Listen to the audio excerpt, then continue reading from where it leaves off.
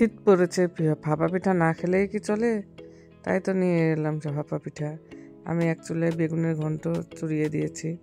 এখন আমি এখানে ঝুরি বানাচ্ছি। আমি প্রথম পিঠা বানাচ্ছি মিহির বাসায়। কি করস? কতগুলা করাইলি? নারিকেল। এখানে তো তেমন সরঞ্জাম নাই, এটা কিনে নিয়ে এসেছিলাম, এটা দিয়ে নারিকেল কুড়াচ্ছে। এই যে আমি ঝুরি বানাচ্ছি, এক পাশে একটু লবণ মাখানো আর এক পাশে একটু লবণ ছাড়া। এই নারিকেল।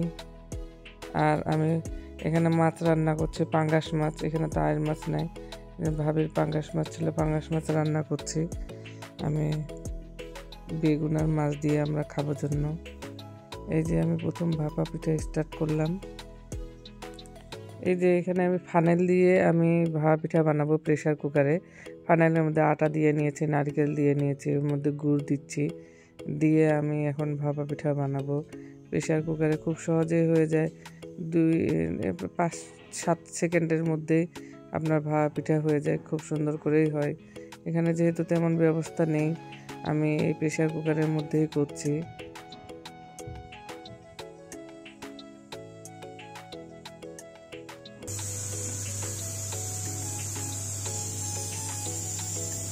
ভাপা পিঠা বানাচ্ছি প্রথম, এবছর আর কি প্রথম।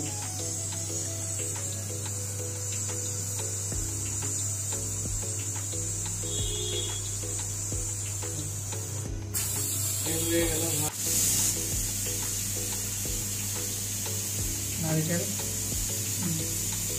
আপনার নারিকেল বেশি দেবেন না, না না।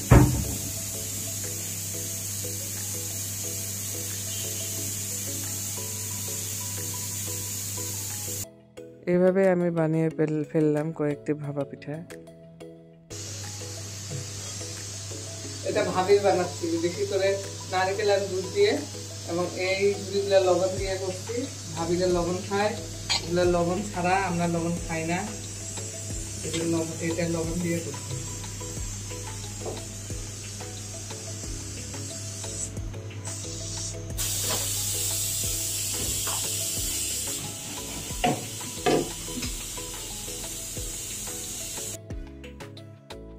এই তো আমার ভাপা পিঠা হয়ে যাচ্ছে। আমি এইভাবে করে হটপটে কয়েকটি বানিয়ে রেখেছি।